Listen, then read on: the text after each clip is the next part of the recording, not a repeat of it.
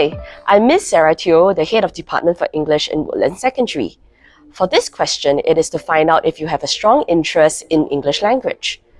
If you pick this option, it indicates that you might have a strong interest as you have started to appreciate the use of different types of words in a story, and this shows you are thinking deeper into the mind of the writer. This helps you to explore the beauty of the language and how it impacts you as a reader. As for this question, in effectively communicating in English language, it is not just about expressing your views clearly and confidently.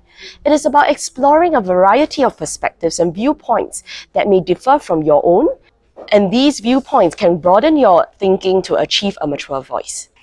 So if you have picked this option, it shows that you might have a strong interest as you are open to discuss about issues that may not be so straightforward and are willing to listen to others, which would effectively shape you as a global communicator.